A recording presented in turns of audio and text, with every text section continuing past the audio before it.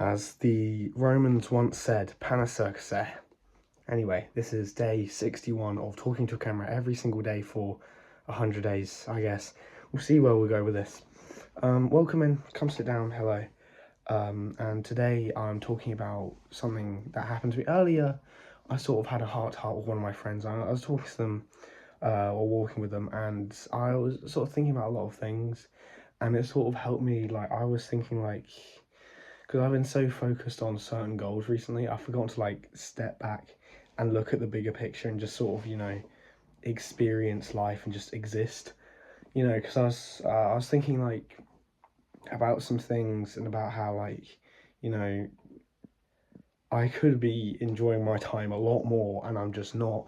And there's a lot of reasons why, but I think some of them is because I'm just too focused on the current, on the short term, rather than the long term.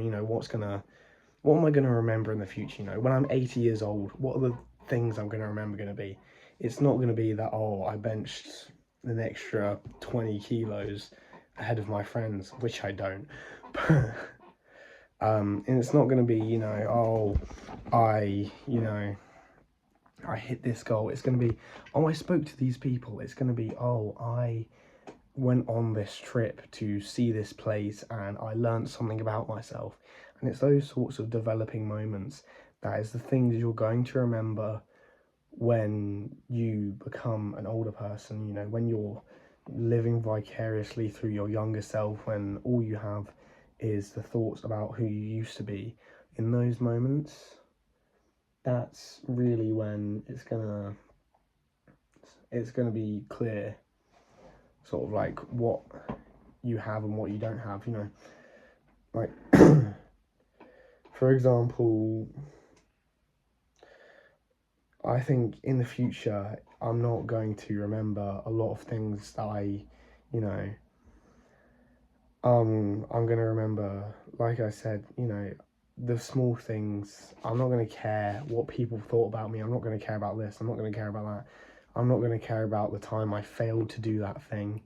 It's not that big of an issue. What I am going to care about is all of these larger things, these experiences that change you and develop you as a person, because they are the ones that are important for making you who you are today. So if you don't do them today, then you'll never do them.